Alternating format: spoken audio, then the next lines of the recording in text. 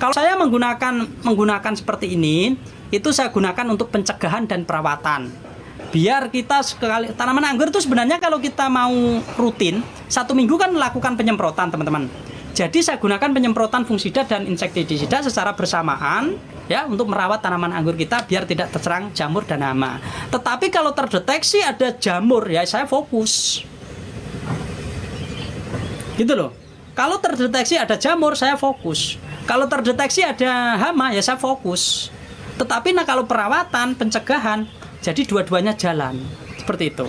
Intinya begini, kalau kita ingin melakukan perawatan, gunakan secara bersamaan. Kalau kita mau mengobati, kita harus tahu ini hama atau jamur.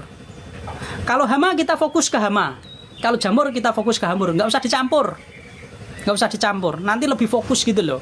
Jadi jangan kalau mau mengobati jamur, dicampur buang-buang waktu, buang-buang uang. Ya, jadi kita harus efektif, harus fokus. Kemarin kalau menggunakan B1 juga jangan banyak-banyak. B1 kalau banyak-banyak bisa overdosis teman-teman. Masih nggak apa-apa. Nanti kalau 1 minggu kok kondisinya memburuk, bongkar. Media tanamnya diganti media tanam baru. Buah anggur bisa diblongsong plastik bang, bisa, tetapi harus ada sirkulasi udara. Biar apa? Biar bunga ini, biar buah itu bisa berkembang dengan baik. Buah bisa kena oksigen dan nanti tidak terjadi pembusukan dan rontok. Ya, harus ada sirkulasi udara. Kalau nanti teman-teman hanya plastik utuh aman, itu nanti akan keluar keringat. Ya, keluar air di plastik itu tidak bagus. Bukan itu om yang dimakan kambing. Yang dimakan kambing ya iya pasti layu lah. Layu itu bagian udahlah dipotong aja. Dipotong disisakan bat-bat yang paling bawah. Dipotong disisakan bat-bat paling bawah, nanti pertumbuhannya lebih bagus bang. Nanti dipupuk dengan pupuk pertumbuhan saya nanti langsung ngacir. Gak layu. Oh maksudnya gak layu. Tak kirain kambiumnya ketok merongos ngono apa priye? Coba dikirimkan fotonya lah. Kirimkan fotonya aku biar tahu bayangannya. Kalau begini saya meraba-raba seperti Mbah Dukun ra. Ya. Kalau sampai kemarin kan cerita Abang sampai mengelupas kulitnya. Kulitnya itu nanti kalau dipelihara juga jadi primernya jelek. Nggak ada kambiumnya, nggak ada penutup kulit. Jadinya batang. Tapi saran saya dipotong aja, disisain bat yang paling bawah. Yang paling bawah yang paling aman. Seandainya begini abang, seandainya ya. Ini seandainya ya. Nah, ini tanaman. Ini rusak, mengalami kerusakan dari sini. Dimakan kambing. Nah, rusak.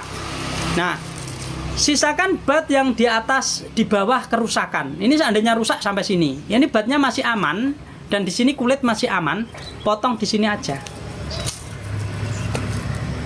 Biar bat ini nanti tumbuhlah bagus. Merawat buah itu lebih sulit ketimbang kita menanam. Ya, kalau kita menanam telat fungisida, telat insek, itu tidak masalah. Ya, tanaman nggak mati. Tetapi kalau buah, teman-teman telat fungisida, telat insek, ini beresiko buah pecah. Kenapa? Karena kulit itu sudah rusak, terserang jamur. Ketika kulit sudah rusak terserang jamur, dia tidak bisa berkembang. Ya, maka dari itu harus dilakukan perawatan dari awal itu bunga. Kalau perlu sebelum teman-teman melakukan pembuahan, tanaman kondisi sehat tanpa terserang hama dan terserang jamur seperti itu. Tinggal 1 bat di atas graftingan om, kelihatannya aman. Nanti juga pecah sendiri kelihatannya bang. Nanti pecah sendiri, kenapa?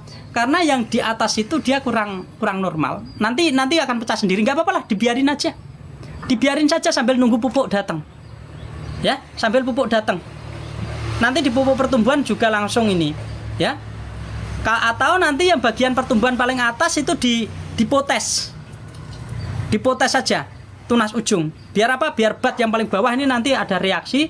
Nanti kalau pecah lagi itu baru dipotong. Kalau bat yang paling bawah dekat dengan graftingan itu pecah, nanti tinggal baru dipotong. Kalau sudah pecah baru dipotong. Ya, seperti itu. Jadi memang menghadapi situasi seperti ini itu harus jelas teman-teman. Kalau nggak jelas sulit, salah penanganan salah. Ya, kemarin kasihan tuh dimakan kambing. itu nggak tahu kambingnya tetangga atau kambingnya sendiri. Kalau kambingnya sendiri mah kita masih nggak apa-apa. Kalau kambingnya tetangga,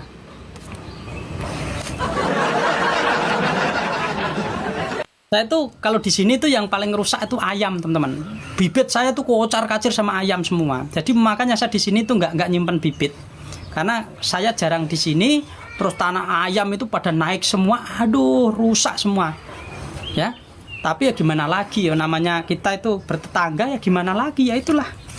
Ya buat teman-teman yang ingin menanam tanaman anggur, ketika mengalami masalah ya, masalah perawatan dan lain sebagainya, pemupukan itu penting, perawatan itu penting. Menanam tanaman anggur kalau di pot ya harus dilakukan namanya pemupukan secara rutin, penyiraman yang terkontrol. Yang dimaksud terkontrol itu kalau kita menyiram tanaman anggur itu seandainya menanam di pot itu biasanya berapa liter kita tahu. Oh, media seperti ini sekian. Jadi nanti tujuannya apa? Tujuannya itu nanti untuk proses pembuahan ya. Kalau kita mau menggunakan stres air atau setengah stres air itu kita tahu komposisinya.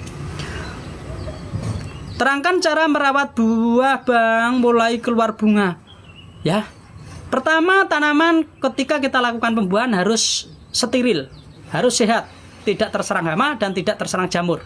Kalau ada gejala jamur, jangan dilakukan pemangkasan. Lebih baik kita mundurkan lagi pemangkasan pembuahannya, kita lanjutkan pupuk pembuahannya lagi.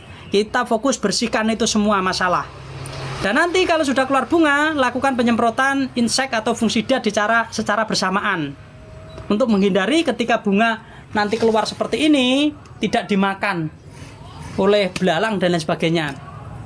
Ya, lakukan penyemprotan 1 minggu sekali untuk perawatan, menggunakan fungisida dan insektisida secara bersamaan. Kapan kita menghentikan namanya penyemprotan? Penyemprotan itu teman-teman dosis bisa berbeda-beda. Dosis bisa berbeda-beda, jangan dianggap sama. Ya, dosis itu bisa berbeda-beda. Gunakan dosis serendah mungkin dulu. Kalau teman-teman belum pernah menggunakan, ya. Kenapa Bang dosis bisa berbeda-beda?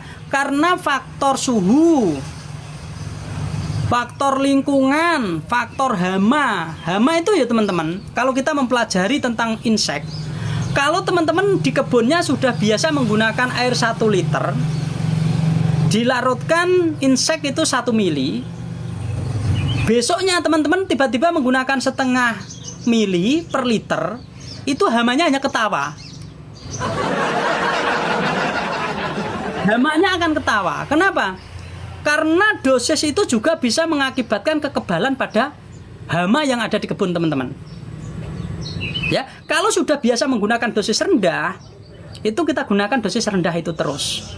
Ya, maka perlu diperhatikan. Dan hama itu kalau kita mempelajari sifat karakter hama itu seperti virus atau bakteri yang ada di tubuh kita. Kalau kita sering memberikan antibiotik terlalu sering, maka ini virus yang ada di tubuh kita, bakteri yang ada di tubuh kita itu semakin kebal.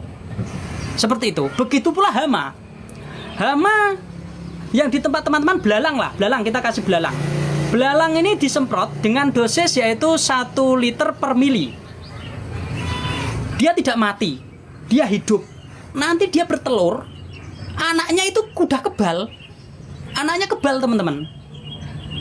Nah, anaknya kebal, itu kalau masuk ke situ semprotannya juga harus jangan 1 mili.